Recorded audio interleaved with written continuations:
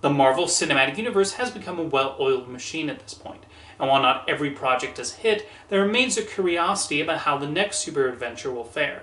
Captain America: Brave New World gives us a fairly standard Marvel movie with no real surprises as Sam Wilson continues to hold the shield and deals with the problems that arise. This basically continues his story from the Disney Plus series The Falcon and the Winter Soldier, but it does have some interesting subtext about the trust or lack thereof we place on world leaders, and it manages to mix that well with the usual action sequences. The most intriguing part of the plot comes largely from Thaddeus Ross being elected President of the United States. You could possibly make the parallel to real-life presidents, although each person will likely cite a different commander-in-chief they're reminded of. Through this character, the film explores how world leaders will often have skeletons in their closets and the effect these secrets have on their leadership skills. Through the Wilson and Ross dynamic, the film shows the necessity of questioning political leaders and being willing to stand up against them for potential wrong-headed decisions.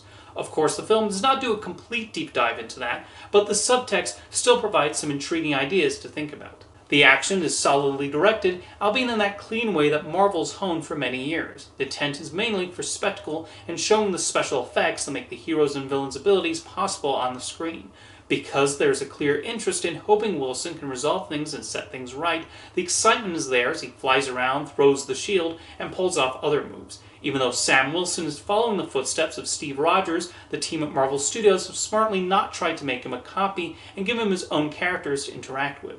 Anthony Mackie and Danny Ramirez showcase the friendship that characters have and their support for one another. Shira Haas leaves an impression as Ross's head of security, although Ruth bat-seraph feels like she'll be further expanded on in future MCU appearances. The movie tries to build a mystery with who might be behind a plot to assassinate world leaders, but it just feels like it's prolonging the inevitable as it's obvious who is responsible from the beginning. There's nothing particularly interesting or exciting about this particular villainous character, and they're just a little bit too silly even by the usual MCU standards. Those who've hopped off the Marvel Cinematic Universe will not be driven back to it with Brave New World. It sits comfortably with other entries as a passable piece of entertainment with the usual superheroics. It very much plays things safe, but at least moves briskly through its 2 hours, and director Julius Onah handles the action set pieces well, which range from the usual computer-generated battles to hand-to-hand combat.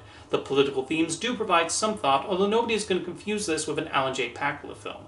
While this maybe sounds like damning with faint praise, there is nonetheless a decent amount to enjoy in Captain America: Brave New World, and how it developed Sam Wilson and Thaddeus Ross.